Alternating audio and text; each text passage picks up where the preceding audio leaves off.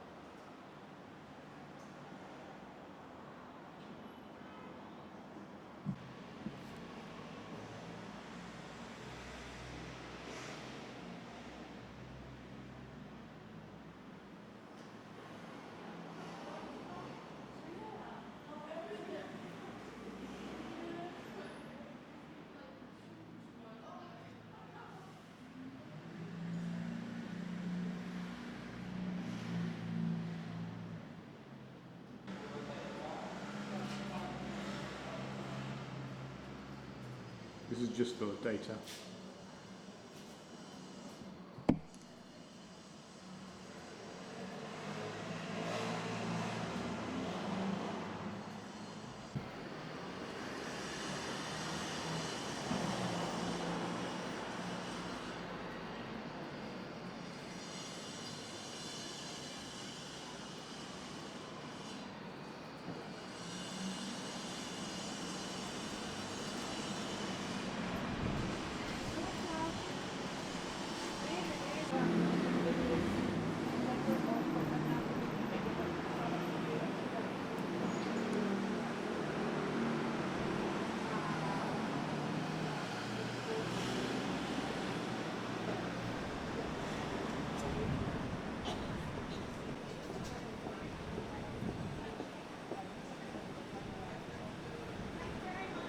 Cheers, thanks.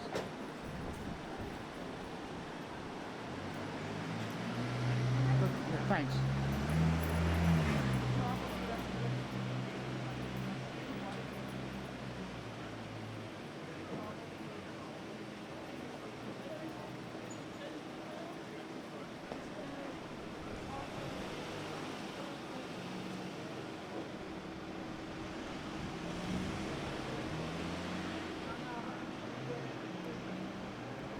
You're going to roll, I'm going to roll. We are rolling. Oh, right. Yeah. Just stand up because I'm only seeing this much of you. So stand, yes. Don't slouch too much because it looks a little bit odd, yeah. Great. Okay. Brilliant. So let's start off with you telling me about this show. This is a show that I've been working on for the whole of the winter, and it's the culmination of my my process over the last few. I need to start. Yeah, of course you can. Yeah, just have a chat. Honestly, don't. Yeah, this is my. This is all the work I've been doing this winter. The whole show is a concept. It's about movement. It's about moving forwards. All the figures are actually moving. Okay, I need to get some water. What am I thinking of now? Higgs. Are you the particle? Yes, the godlike particle.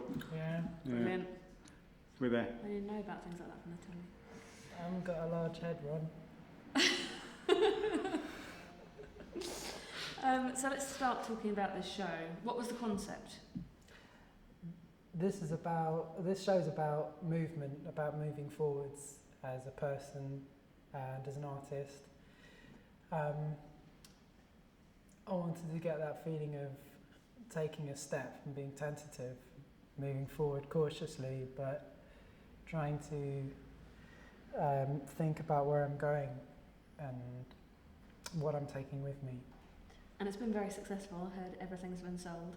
Yeah, we sold out. We sold out very quickly, and we sold out on the first day. And yeah, it's sort of. What does that mean to you? The demand. It means. Yeah, this show's been very well received, and to me that is very encouraging, and it opens up. I suppose it opens up doors. It opens up doors. So yeah, I'm excited to walk through those doors now, and it's a matter of choosing which door to go through now. You've got lots of options. Yeah, there are lots of options that have opened themselves. I'm quite. Like with my paintings, but like with the characters in my paintings, I'm quite cautious about which door I choose to go through. Yeah, I'm looking through doors at the moment. I'm choosing where to step next. There's a lot of things being offered to me right now, and I need to choose very carefully where I go, because I understand that I've got to be very careful which door I step through now. There are a lot of offers on. There are a lot of things on offer to me right now, and I need to be very careful where I choose to go. And yeah, I'm trying to remain true to myself, and yeah, it's very. I feel tentative.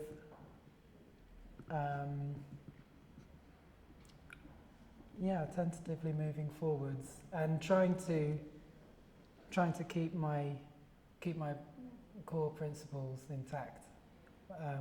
There'll always be compromises, so I'm trying to. Yeah, my next show is with Dulwich Picture Gallery, which is actually, I can't really say that because they're not actually sponsoring it. The next project is in Dulwich. I'm taking several pieces from the permanent collection of the Dulwich Picture Gallery, which there are artists like Rubens, Gainsborough, Raphael, Murillo, and I'm being coached by an art historian, and I'm interpreting these works and interpreting the story behind these works as well. So trying to be as historically and artistically correct and true to the original piece. And I'm putting them up as street art around Dulwich, which, as far as I know, that's the first time a permanent national art collection has been interpreted as street art. So I'm pretty excited about that. And it's not just new for me. I think it's new for the scene. It's new for street art to be that closely linked to fine art. And for fine art, it's quite a new thing as well. So it's like taking two ends of the same loop and putting them together, and just reconnecting those two things. I see street art is it's modern folk art. It's the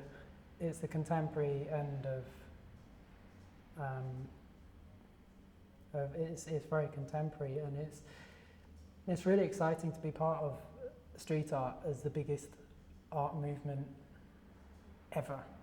It's got the most people involved. It's got the widest audience ever, and it's a gallery that's on display 24 hours a day, 7 days a week, everywhere in the world. I'm really excited about taking that forward. And tell me about how you got started. Street art's really accessible. Anyone can join street art, and that's why I'm trying to promote street art. That's how I got involved with street art, because it's immediate. You just go and you paint in the street, and there's no barrier there. There's no curator. There's no censorship. It's an open art form. It's a forum, and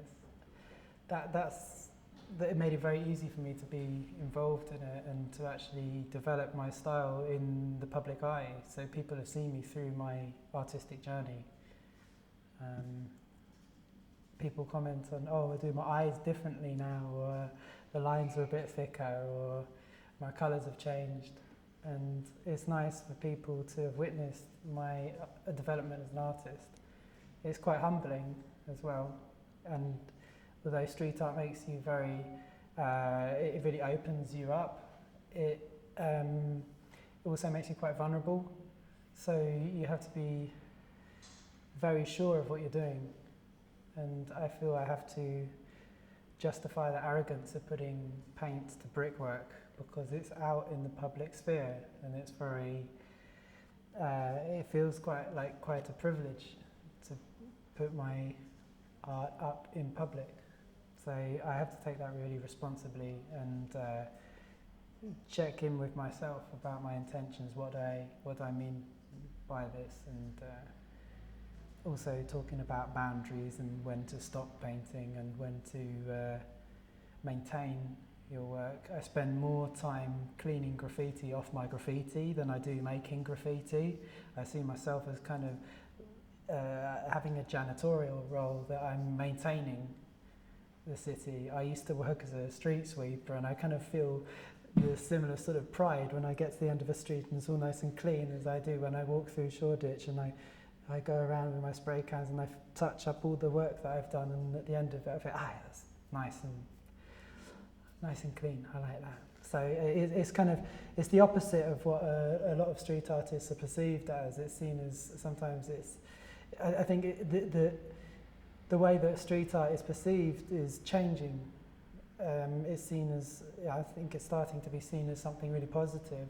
I have meetings with various councils about solutions for street art and solutions for maintaining the city, and I think actually street artists are part of the solution for maintaining the city. How many people are still against it? They still think of it as graffiti and they want to paint over it as soon as possible? I spoke to Boris Johnson a couple of weeks ago. I asked him, this is going worldwide, isn't it? I should say the Mayor of London. No, just say your story, honestly. It's Okay. fine. I spoke to the Mayor, Boris, a couple of weeks ago. That sounds like I'm name dropping really badly. Boris. Okay. No, I'm just aware that somebody will be watching it in New York or somewhere. They might not know who Boris Johnson is. That's all right, we'll make sure it's clear. Okay. A couple of weeks ago, I spoke to the Mayor of London, Boris Johnson, and I asked him, what does he think of street art? And he said, I think in the right place, it's beautiful.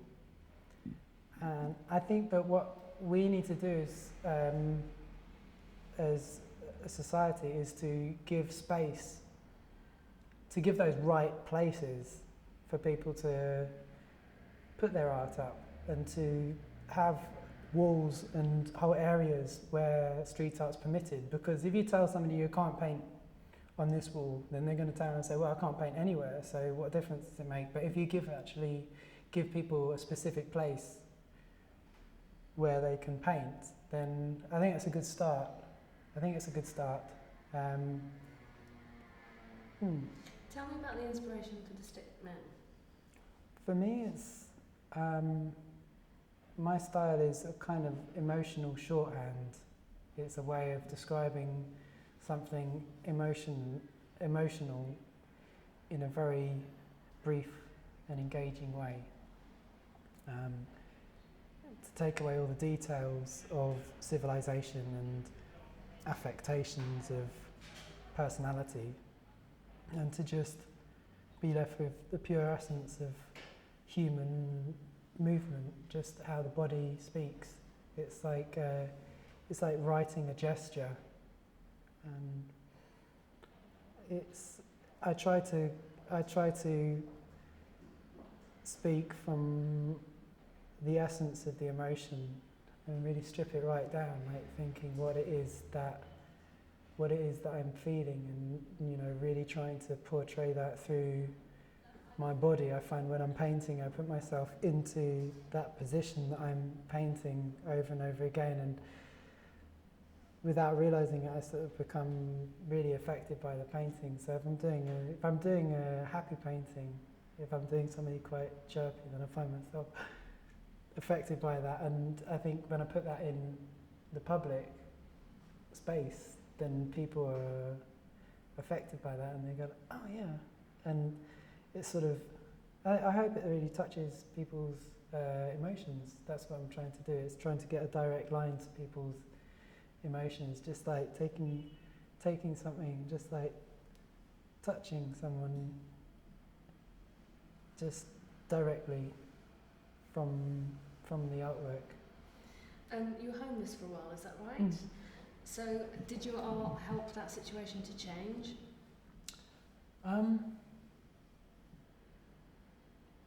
I think that